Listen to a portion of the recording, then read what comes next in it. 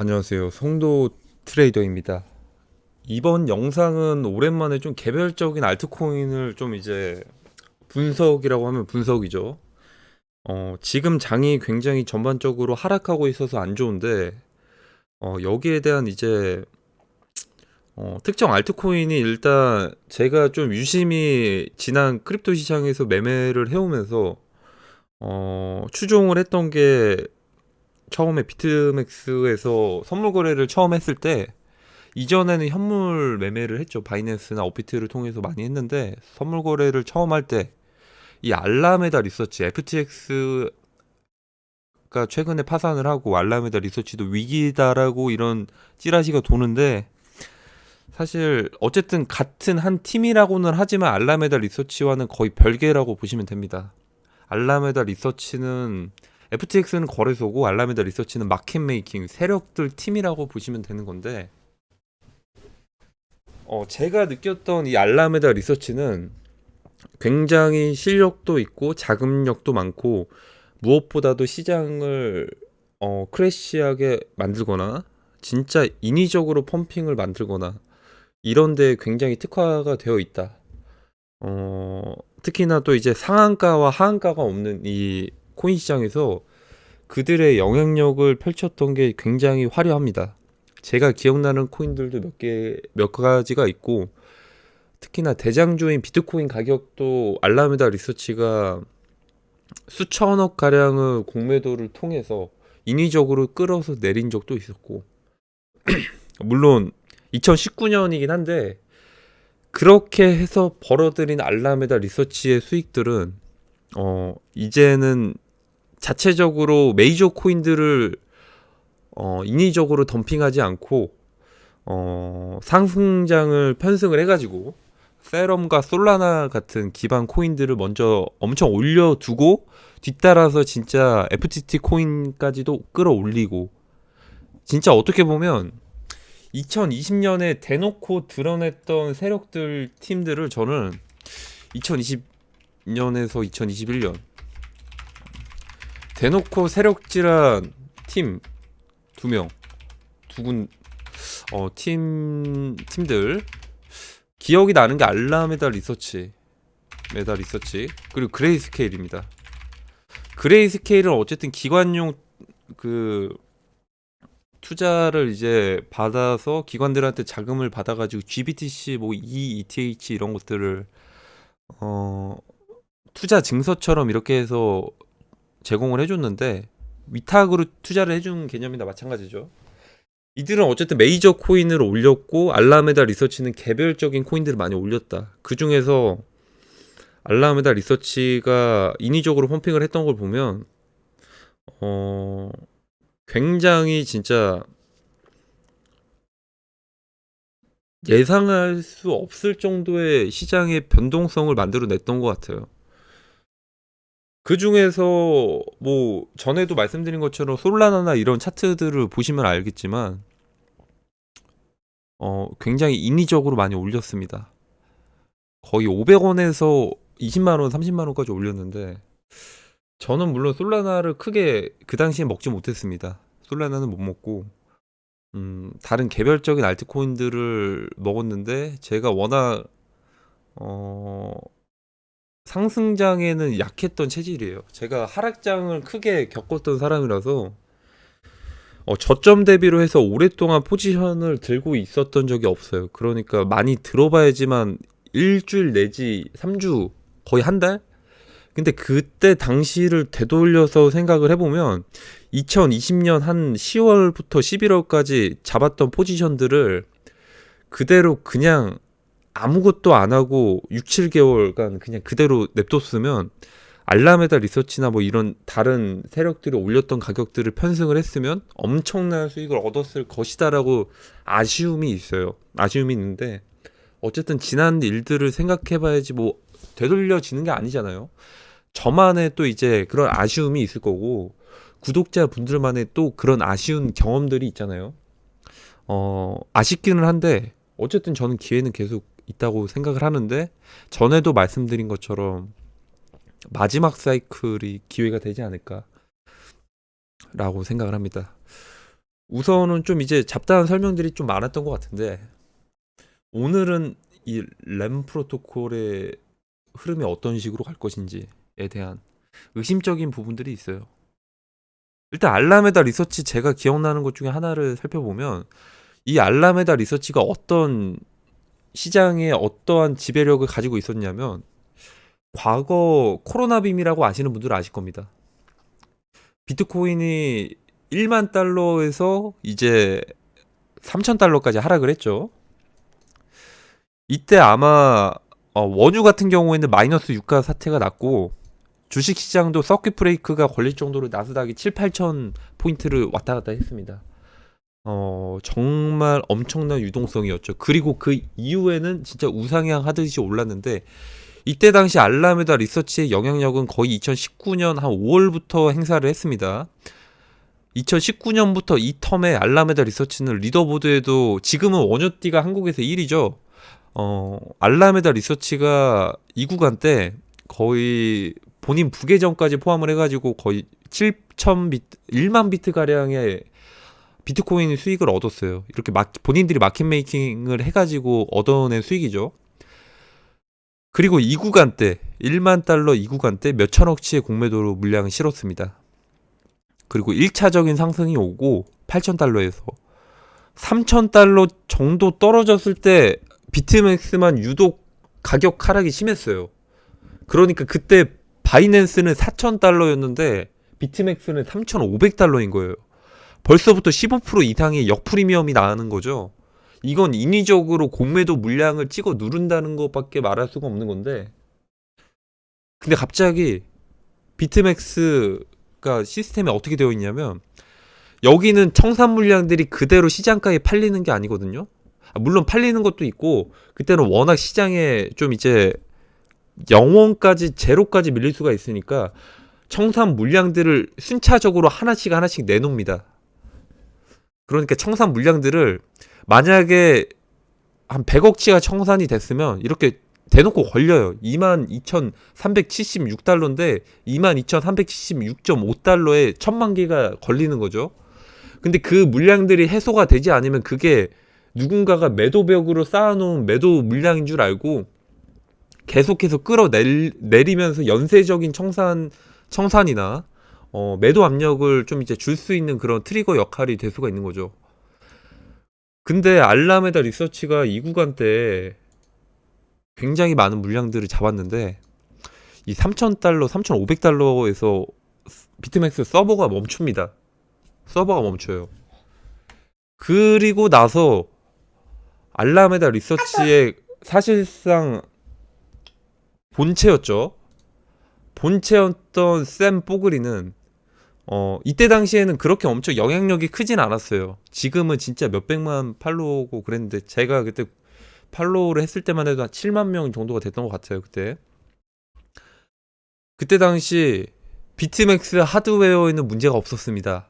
그러니까 서버를 닫았다고 했잖아요. 비트맥스가 닫았다는 거에 대한 명분이 하드웨어가 문제가 있어서 서버를 점검을 했습니다 라고 하고 비트맥스가 문을 닫은 거예요. 근데 알라메다 리서치가 엄청 화가 나 있어요. 비트맥스가 다운된 후 암호화폐가 복구되었다. 그러니까 당시 그걸 보시면 비트맥스가 서버가 닫았다가 열리고 난 뒤에 5,000달러까지 회복을 했어요. 그때 제 기억으로는 바이낸스가 먼저 5,000달러까지 오르고 나서 비트맥스가 점검을 풀었습니다. 청산 엔진이 무기력했습니다. 그러니까 당시에 더 떨어졌으면 롱 포지션들이 청산이 더 나올 수 있을 텐데, 그게 아무 의미가 없어졌다는 거죠. 이거 어떻게 보면 굉장히 무섭죠. 이거 뭔가 아쉬워하는 거죠. 아쉬워하는 거예요. 그러니까 본인들이 공매도 물량을 더 잡아서 롱 포지션들 더 청산시켜가지고 본인들 물량들을 다 해소를 할 수가 있었을 텐데, 그게 안 되고 나서 서버가 멈추고 나서 시장이 회복했다는 거죠. 어쨌든 이때 당시 알라메다 리서치는 비트맥스에서 거의 마켓메이킹 역할을 했으니까요. 그리고 결정적인 비율이 있다. 뭐 오늘날 R은 거대했다. 끝없는 청산이 있었고 비트맥스 주문서는 기본적으로 존재하지 않았다. R이 1 이상이면 우리는 모두 망할 거다. 그러니까 이거를 요약을 해보면 1000만 달러 리퀴드가 있었기 때문에 청산 물량. 이게 뭐냐면요. 이게 무슨 말이냐면요. 당시에 1000만이라고 불리던 물량들이 있었어요. 그러니까 이게 1000만 달러면 130억이죠. 지금 1300원으로 친자면 1000만 달러 물량들이 계속해서 해소가 되지 않고 계속해서 이 매도 물량이 아까 말씀드린 것처럼 청산 물량이 계속해서 걸리는 거예요. 그걸 누군가가 사줘야지만 가격이 올라가는 거였죠. 그때 당시 비트맥스의 시장 지배력은 거의 바이낸스 다음으로 2위였어서 비트맥스가 해소가 되어야지만 다른 거래소들도 따라가지고 올라갔을 텐데 이 청산 물량들이 계속해서 있었기 때문에 그 이하까지도 떨어질 수 있었다라는 거예요. 근데 그래서 이렇게 말을 하죠. 비트맥스가 제로가 될 수도 있었다. 그러니까 그때 비트맥스는 3,500달러에서 서버를 닫았거든요. 서버를 닫았는데 이 천만 달러짜리 청산 물량이 계속해서 나오고 있었고 누군가가 매수할 힘이 없으니까 계속 가격이 떨어져서 제로까지 될 수가 있었다라고 하는데 왜 안 되냐고 지금 화를 내고 있는 거예요. 이건 누가 봐도 쇼 포지션 잡아가지고 엄청 많이 잡았는데 화가 나 있는 상태인 거죠. 근데 어쨌든 시장 논리라면 그걸 서버를 닫았으면 안 되긴 했어요, 사실. 근데 그래서 비트맥스는 청산 물량이 채워지지 않더라도 리크가 내려가는 것을 멈췄습니다. 그들은 그냥 거기서 앉았다. 악화가 되어서 3,700까지 내려갔다. 이런 식으로 프리미엄이 마이너스 15%가 됐다고 했죠. 비트맥스만 유독 3,500달러인데 바이낸스는 4,000달러였어요. 그때 당시 제 기억으로는. 그리고 5,000달러 이상으로 상승을 하고 나서 서버를 열었다.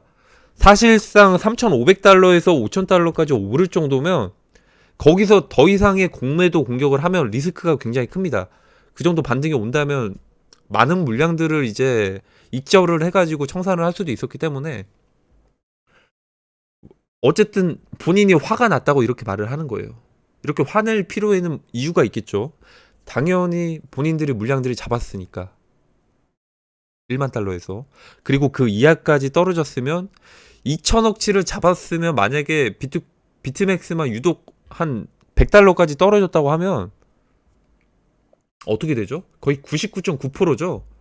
2천억이면 거의 1900억 1950억인데 쇼포지션 청산만 하는 게 아니고 이 100달러 1000달러에서도 공매수 포지션을 잡을 수가 있었던 거죠. 근데 그렇게 되면요 비트맥스가 파산이 될 수도 있었어요. 만약에 그랬으면 그것 때문에 비트맥스 CEO가 서버를 닫은 거일 수도 있습니다.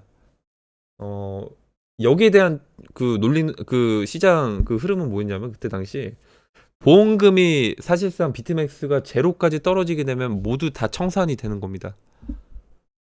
비트맥스가 어쨌든 가격을 유지를 해주는 봇도 돌아가고 있었고 공격을 만약에 끝까지 받았으면 비트맥스가 청산이 되거나 비트맥스가 파산이 되거나 알라메다 리서치가 이득을 좀 덜 보거나 알라메다 리서치가 그래서 이득을 좀 덜 봤으니까 화가 난 거죠. 그렇게 이거 누가 봐도 우리가 공매도 포지션 엄청 잡았는데 왜 이렇게 닫아놨냐라고 한 거죠.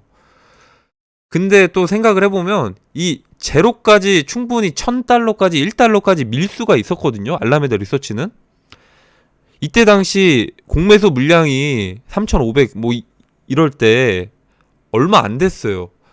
0원까지 했을 때 공매수 하려고 하는 사람들이 얼마나 있었냐면 50억밖에 안 됐어요. 막말로. 근데 50억까지 밖에 안 됐는데 비트맥스가 역프리미엄이 나는 상황에서 바이낸스는 4,000달러 비트맥스는 3,500달러인데 이렇게 역프리미엄이 나는데 비트맥스에서 숏을 칠 사람이 있을까요? 거의 없죠. 역프리미엄이 나는데도 숏을 치는 사람들은 없고 역프리미엄이 나면 바이낸스 가격을 따라갈 거라고 생각을 기대를 해서 매수 포지션을 잡을 사람들이 있는데 숏을 칠 사람은 거의 없을 거예요. 아마 이렇게 역프리미엄이 발생을 한 거는 뭐냐면 알라메다 리서치가 공격을 해서 발생을 했을 겁니다. 제로까지 밀어버리려고 했던 거예요. 어쨌든 이때 당시 이들은 돈이 많았고 높은 가격에서 공매도 포지션을 잡고 있었고 그 밑에까지 밀더라도 청산 물량이 계속해서 나오기 때문에 이 물량들을 해소할 만한 사람들이 본인들밖에 없었다는 거죠. 근데 그것들을 미리 사전에 차단을 한 겁니다.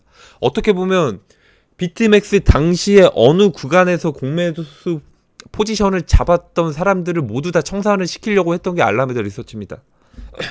어떻게 보면 악질이면 악질인데 편승을 한다면 엄청난 수익을 얻었을 거고 그걸 막아준 게 비트맥스 아서 헤이저 아서 헤이즈죠. 이걸 설명드리는 이유가 알라메다 리서치는 굉장히 좀 펌핑이든 급락이든 굉장히 인위적이고 파괴적이라는 겁니다. 물론 이들과 같이 편승을 했을 때 엄청난 수익을 얻을 수는 있을 겁니다. 여기에 알라메다 리서치가 루나 코인을 공격을 했다라는 음모론이 많이들 제기를 됩니다. 알라메다 리서치가. 저는 충분히 가능하다고도 생각을 합니다. 왜냐하면 비트맥스 이때 경험을 했던 사람들은 충분히 가능성이 있다고 생각을 합니다. 알라메다 리서치는 비트맥스 거래소 자체도 파산을 시키려고 했던 사람들인데 루나 코인 하나 죽이는 거야 어렵지도 않죠. 그리고 루나 코인이 그때 당시 덤핑이 된다고 하더라도 알라메다 리서치만 있는 게 아니고 여러 가지 숏 포지션 공격들을 하는 사람들이 굉장히 많았어요. 다 같이 편승해서 헤지펀드들 그리고 기관급들 자산 운용사들이 다 같이 공격을 했다고 해도 이상하지 않은 구조였는데 뭐 앵커 프로토콜이나 이런 것들 연이자 수익률이 20% 되는데 이게 높은 이율일까요? 이게 높은 이율이면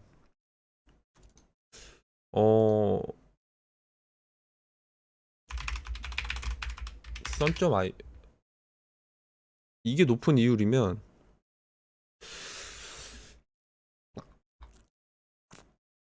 이거는 어떻게 생각하세요?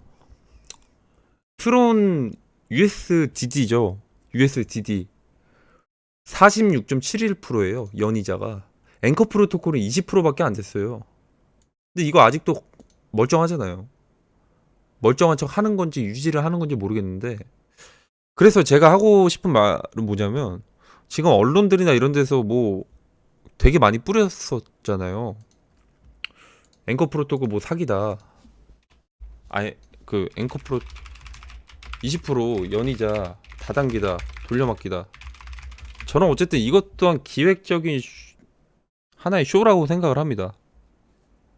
그냥 어쨌든 국내 투자자 비율들이 많았으니까 명분 있는 그냥 기획적인 쇼 공격이었다. 최대한 많이 끌어모으고 그 중에 하나가 루나코인이었고 어떻게 보면 연이자 20%면 그 코인 프로토콜 아니면 코인 생태계에서 발행하는 이제 스테이킹 시스템 중에서 연이율 대비 보상량이 그렇게 많은 편은 아니에요. 그리고 많은 편은 아닌데 트론도 지금 40%씩 주고 있는데 가만히 멀쩡하잖아요. 언제 터질지 모르겠네요. 그 논리라면 그 앵커 프로토콜이 망했다라는 논리만 가지고 온다면 어쨌든 제가 드리고 싶은 말씀은 어쨌든 이걸 명분으로 공격을 했는데 누가 공격을 할지는 모르겠는데 저는 알라메다 리서치도 어느 정도 큰 영향력을 행사를 하고 있었다고 생각을 합니다. 그때 당시 알라메다 리서치의 자산은 FTT가 망하기 전이었으니까 제로 가치 거의 1달러까지 떨어지기 전이었으니까 거의 10조 가까이 이상이 있었기 때문에 테더와 USDC를 엄청나게 들고 있었을 거예요. 근데 루나코인 보시죠. 이 루나코인 거의 5월 5일부터 시작을 해서 5월 13일까지 덤핑을 합니다. 그리고 한번 이제 장대 양봉 빔이 나왔죠. 이때 서버 한번 멈추고 나서 다시 풀었던 걸로 기억을 하는데 선물 그 페어 멈추고 나서 그리고 나서 계단식 하락으로 이제 5월 8일까지 떨어집니다. 6월 8일까지 6월 8일이에요. 엄청난 양의 차익 실현을 하고 누군가 저희는 모를 세력들은 빠져나갑니다. 그리고 나서 바이낸스 선물 페어에 인위적인 일이 발생을 합니다. 그때 당시 매매를 하셨던 분들은 아실지 모르겠는데 유니파이 다오라고 있어요.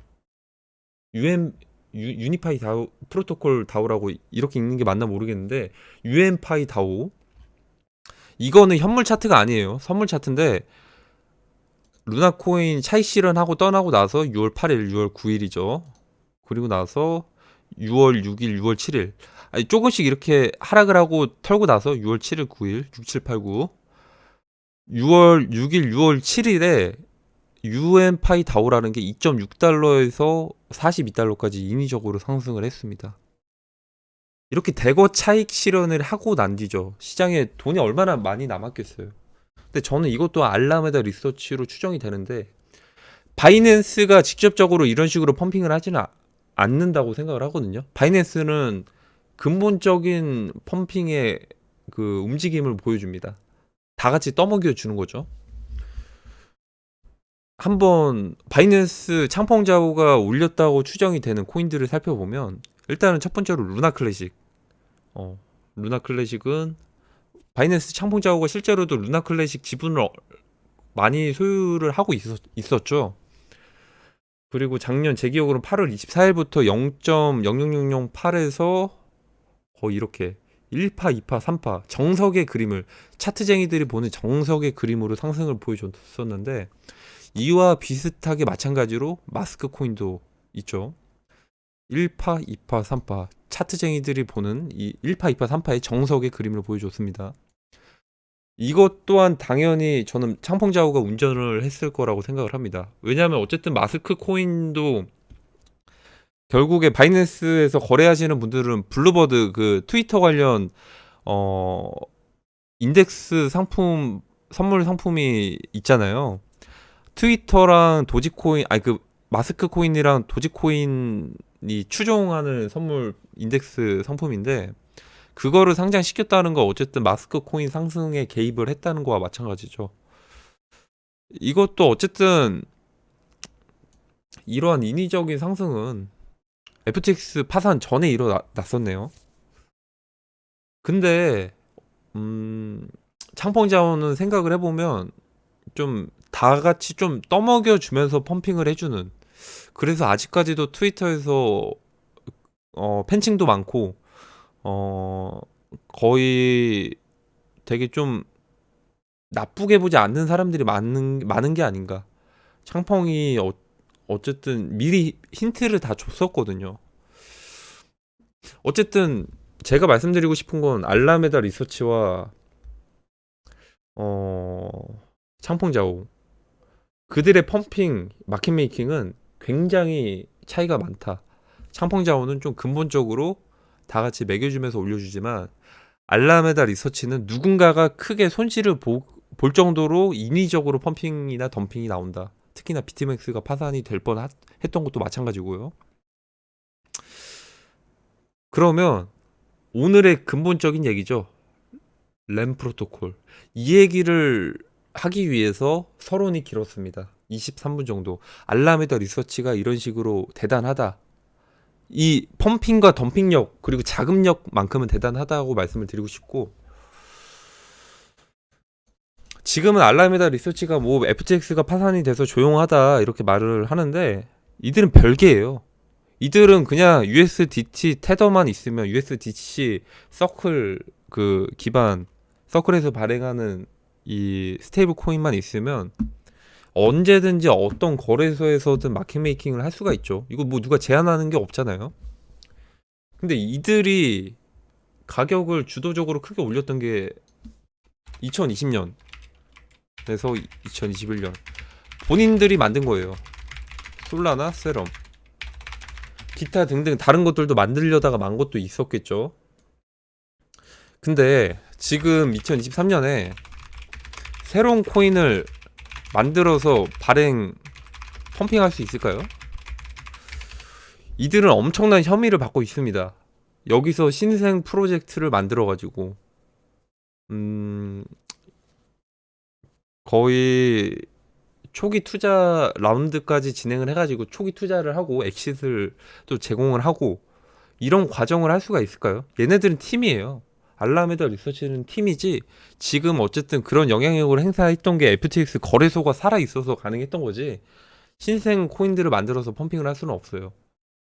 대신에 이미 있었던 그들이 소유하고 있고 남아 있던 것들은 펌핑을 할 수가 있는 거죠. 그 중에 제가 인위적으로 그런 펌핑들을 느꼈던 게 뭐냐면 일단 작은 애들만 보여드릴게요.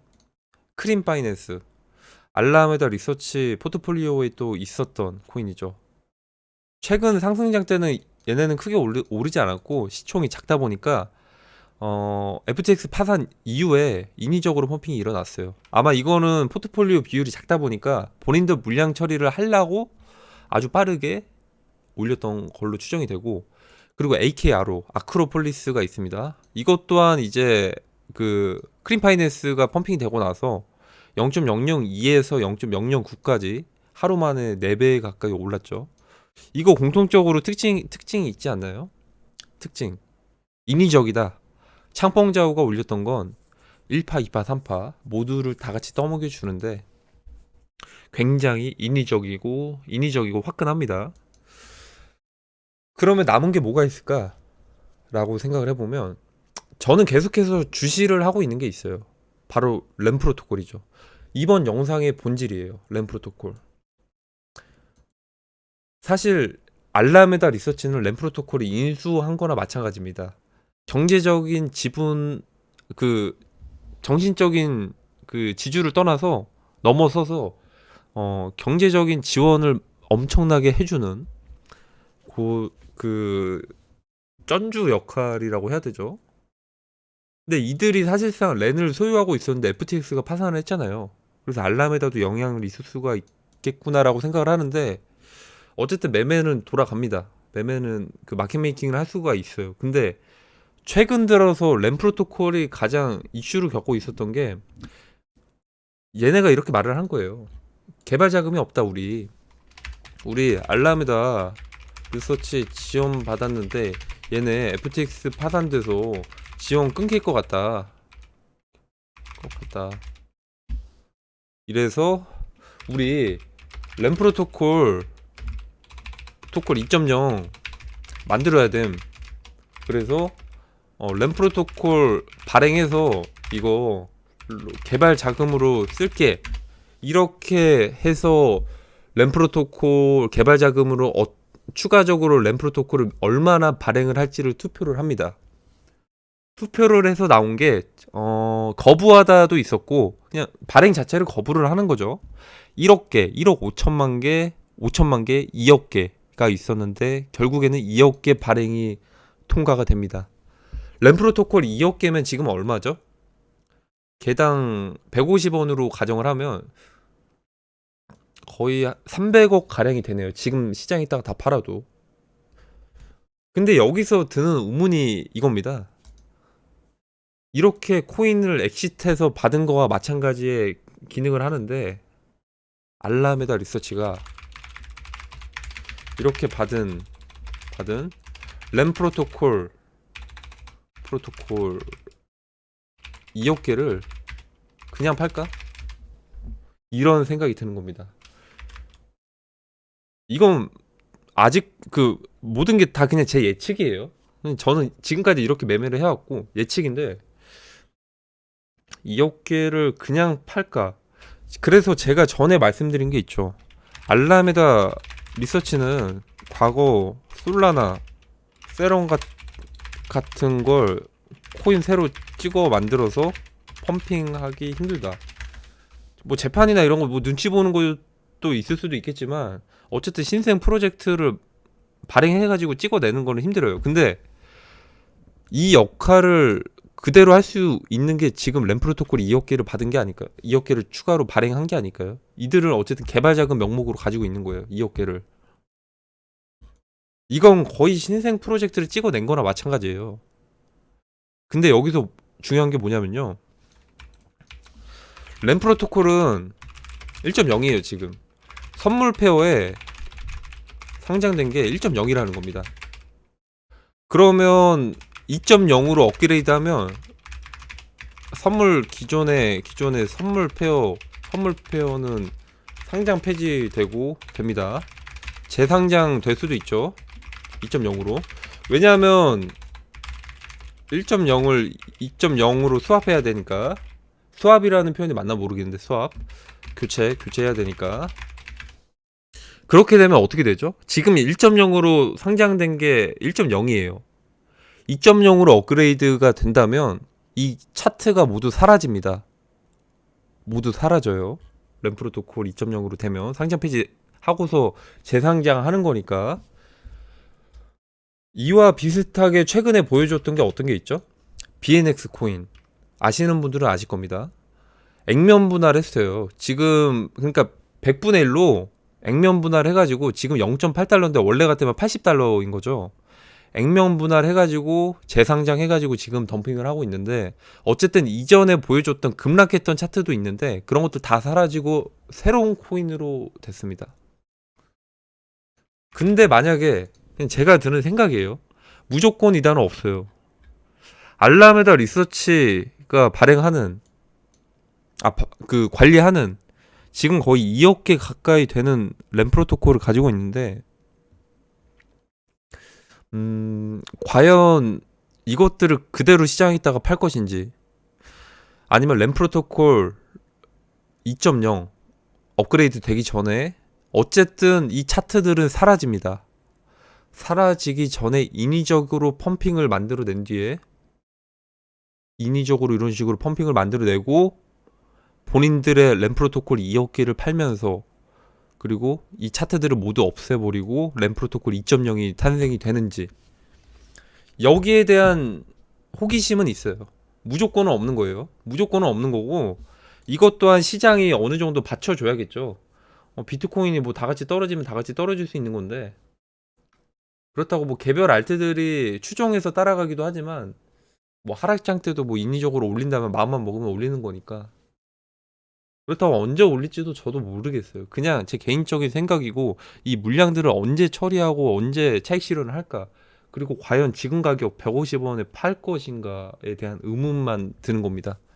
근데 아다리가 딱딱딱 맞죠. 어쨌든 만약에 펌핑이 일어난다면 램 프로토콜 2.0 업그레이드가 되면 그 차트는 모두 사라집니다. 역사 속에서든 뭐 트레이딩 뷰에서든 다 사라지고, 램 2.0이라는 코인이 새로 어, 탄생을 하게 되는 거고 만들어지게 되는 거죠. 물론 여기까지가 제 개인적인 생각입니다. 그 정도 그 서론에서는 알라메다 리서치의 위력을 보여줬고, 이들은 창풍자우처럼 근본적인 상승을 만들어내지 않는다. 인위적으로 상승 덤핑을 만들어내고 그 사이에 누군가가 엄청나게 큰 손실을 보든 이득을 보든 방향을 만들어내겠죠. 마지막으로 걸리는 게, 알라메다 리서치가 그 보석으로 좀 나오고 난 뒤에 이들은 엄청나게 많은 양의 비트코인은 아니었거든요. 제가 그 온체인 데이터로 보니까 한 2억 가까이 되는 거를 램 프로토콜을 통해서 비트코인으로 바꿨어요. 스위칭을 한 거죠. 굳이 왜 램 프로토콜을 통해서 바꾼 걸까? 이거 당연히 뭐 사람들이 온체인 데이터 추적을 하니까 램 프로토콜에서 바꿨다라고 이렇게 말을 하네요. 본인이 소유하고 있었다는 거를 이렇게 대놓고 드러내는 건가? 왜 굳이 나눠가지고 이렇게 보낸 건지 저도 이해가 안 됩니다.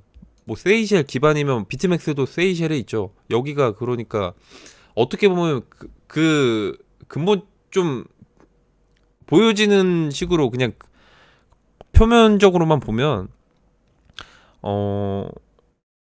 굉장히 좀 프리한 나라다. 세금도 없고 암호화폐 규제도 없고, 그래서 KYC가 없는 거래소를 통해서 교환을 했다고 하는데, 어떻게 보면 뭐 세탁의 나라일 수도 있죠. 스위스 계좌나 막 이런 것들처럼, 스위스처럼. 아니면 진짜 작은 섬들 있잖아요.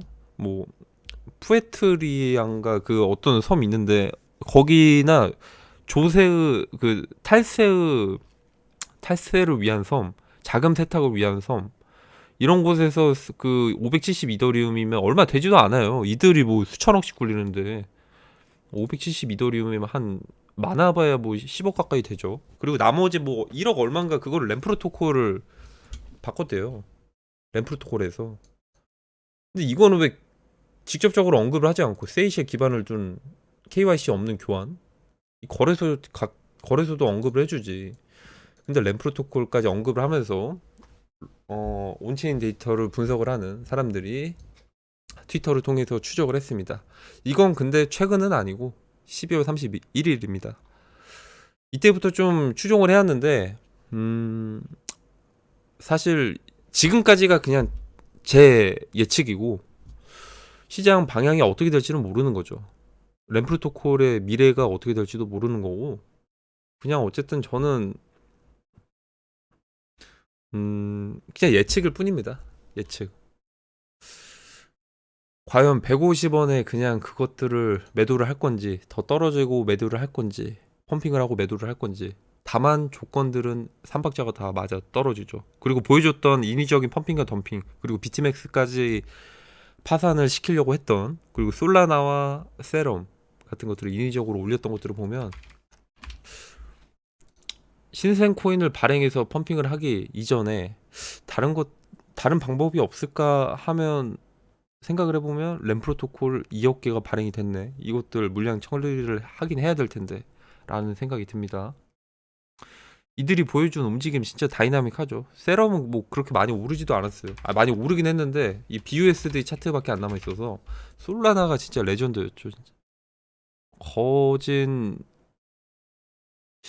여기서 1달러로 나오는데 1달러에서 이것만 보면 220달러 거의 200배 이상을 올린 거죠. 이거 차익 실현한 것들 부계정으로든 뭐든 본인들 계정으로도 롱 포지션 잡아서 엄청나게 차익 실현했을 텐데 이것들 다 어디 있을지 어 파산했다고 걱정할 필요는 없는 겁니다. FTX가 그들은 잘 먹고 잘 산다. 우리는 깊이 관심 가질 필요도 없고 저희는 어 그들을 편승하면 돈이 따라오게 되어 있다라는 것만 좀 알려드리고 싶습니다. 여기까지가 램 프로토콜에 대한 분석이고 저는 뭐 차트나 이런 것들을 안 봐요. 차트가 의미가 있을까요? 엊그제 일어났던 알트코인 같은 거 급락 같은 게 차트가 과연 소용이 있을까? 비트코인 급락도 마찬가지고 1파, 2파, 3파, 4파, 5파 뭐 엘리엇 파동 뭐 더블 메이크라이 더블 메이크라이는 이거 밈적인 그런 용어인가요? 그리고 또 뭐 있죠? 뭐 차라리 기영이 차트가 더 믿음직스럽기도 하고 어쨌든 시장의 가격을 움직이는 건 돈 많은 세력들이다. 그들을 따라가야지 돈을 번다는 게 제 개인적인 생각이고 어, 이번 영상은 조금 더 객관적인 것보다 주관이 좀 많이 섞여 있다 보니까 그냥 참고만 하시면 될 것 같습니다. 네. 일단은 알라메다 리서치 앞으로의 움직임이 기대가 됩니다. 이들은 절대 망하지 않거든요. 그리고 크립토 시장에서 이렇게 재미를 본 사람들이 돈을 그렇게 많이 벌었는데 벌었으니까 이제 은퇴를 한다? 굳이 은퇴를 할 이유가 있나요? 은퇴를 하고였으면 이때 그냥 다 정리만 했어도 이때만 해도 10몇 조 가까이 됐을 텐데 계속 하잖아요. 인간의 욕심이 끝도 없는 것도 있겠지만 그 선물 거래나 이런 것들을 하다 보면 도파민의 영역까지 좀 중독이 되는 것 같아요. 도파민. 굉장히 자극적인 걸 찾게 되는 거죠. 그래서 이들은 뭐냐면 어느 정도 일정량 이상이 되면 돈을 버는 건 둘째예요. 게임 머니가 되는 거죠. 게임 머니가 되는 거고 이 사람들은 아마 좀 청산을 시키는 거에 조금 더 관심을 갖지 않을까. 그래서 아까 청산을 시키면서 뭔가 좀 희열을 느낄 수도 있는 거죠. 본인들이 승자다. 내가 짱이다 이런 마인드로. 그게 그런 트위터가 보였던 게 아까 그 뽀글이 비트맥스 서버 닫아가지고 이거 대거 청산될 수 있었는데 이거 왜 닫았냐 이거 시스템 에러 시스템 오류로 하드웨어 점검으로 닫은 게 아니고 너네가 파산될 거 너네가 청산될 만한 애들 거 그냥 막은 거다 라는 게 숨어있는 뜻이 라고 말하는 게 숨어있는 뜻이 뭐냐면 우리 엄청나게 많은 물량들 익절할 수 있었는데 비트코인 그때 당시 비트맥스만 100달러, 1달러까지 떨어졌으면 충분히 하는데 너네 왜 막았냐? 그 말은 또 뭐냐면 더 많은 청산이 일어날 수 있었는데 너네가 막았다 이런 거죠. 어떻게 보면 좀 무섭죠. 무서운 건데 뭐 같은 방향을 탔다면 엄청난 수익을 얻을 수 있었을 거고 근데 비트맥스가 그걸 막았기 때문에 어쨌든 이들은 크립토 시장을 떠나지는 않을 겁니다. 떠나진 않고 이제는 모습을 드러내지 않고 뒤에서 마켓 메이킹을 하겠죠. 이게 어떻게 보면 코인 시장의 장점이자면 장점이죠. 누군가가 거래를 했다고 모르잖아요. 블랙록이 했는지 시타델이 했는지 창펑자고 했는지 추, 그 추정일 뿐이고 추측일 뿐이고 어찌됐든 이번 영상은 여기까지 하도록 하겠습니다. 꽤나 조금이나마 도움이 되셨으면 좋겠는데 시장 상황 전체적인 상황이 좋지가 않아서 어쨌든 지금 구간에는 자산을 지키는 게 가장 중요하지 않을까라는 생각을 해봅니다. 감사합니다. 송도 트레이더였습니다.